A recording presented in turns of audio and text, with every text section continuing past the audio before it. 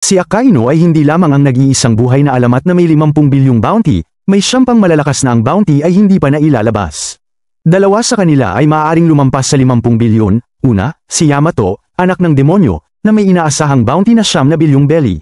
Siya ay perpektong nagmana ng malakas na genes ng lahi ng demonyo ni Kaido, kumain ng prutas ng demonyo ng mythical beast type, at bihasa sa paggamit ng haki.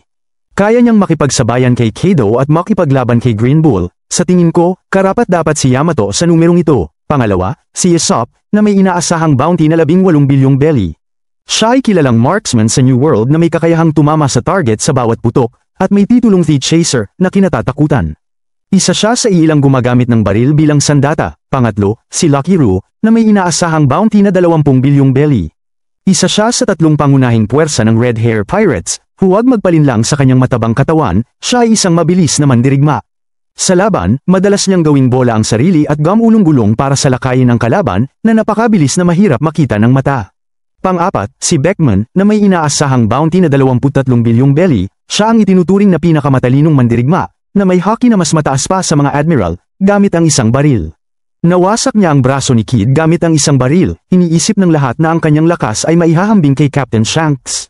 Sa lahat ng mga emperador, si Beckman ang itinuturing na pinakamalakas. Pang-5, si Golden Lion, na may inaasahang bounty na 3 bilyong belly. 20 taon na ang nakalipas, siya ay namuno sa New World kasama sina Roger at Whitebeard, ngunit dahil natalo siya ni Luffy 2 taon na ang nakalipas sa pelikula, ang kanyang lakas ay madalas na pinapuna ng mga tao. Kasalanan niya na lumabas siya ng maaga at nakipag-away sa hindi dapat. Kung nalaman lang ni Golden Lion ang background ni Luffy at nakita ang watawat ng Straw Hat Pirate sa screen ng barko, hindi niya sana inaway si Luffy.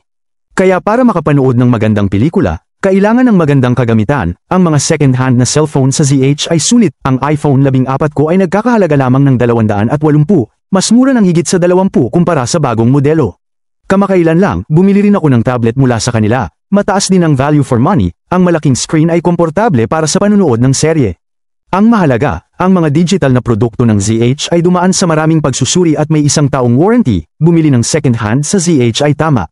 Pang-6, si Rayleigh, na may inaasahang bounty na 34 na bilyong belly, siya ang kanang kamay ng Pirate King, isang malakas na mandirigma ng lumang panahon na may 3 uri ng hockey. Noong kabataan niya, kaya niyang lokohin si Marco at iba pang malalakas na mandirigma gamit lamang ang isang daliri. Mayaman siya sa karanasan sa labanan. Kahit matanda na siya ngayon, isa pa rin siyang hindi dapat maliitin na halimaw. Pang-7, si Kizaru, na ang bounty ay pinag-uusapan pa ng Navy, pero sa tingin ko ay nasa 37 bilyon.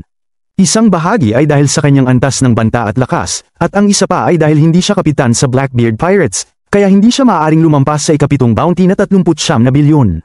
Pang-8, si Rox, ang pinakamalakas na pirata 40 taon na ang nakalipas. Hindi siya interesado sa pagiging Pirate King, gusto lang niyang sakupin ang buong Grand Line at maging hari ng mundo. Sina Roger at Garp ang nagkaisa para talunin siya. Malakas ang kanyang impluensya, sina Whitebeard at Kaido ay dati niyang mga tauhan. Ang inaasahang bounty ay 5 bilyong belly, na mataas na noong mga dekada na ang nakalipas. Kung nabuhay siya hanggang ngayon, tiyak na mas mataas pa ito. Pang-9, si Monkey D. Dragon, na may inaasahang bounty na 6 na bilyong belly, siya ang pinakamapanganib na kriminal sa kasaysayan, mas mataas pa sa mga emperador. Walang problema dito dahil ang kanyang pangunahing kalaban ay hindi ang mga admiral ng Navy kundi ang pinakamataas na pinuno ng world government, ang 5 elders at Imu. Bukod pa rito, sa pananaw ni Imu, mas mapanganib siya kaysa kay Blackbeard at sa iba pang emperador.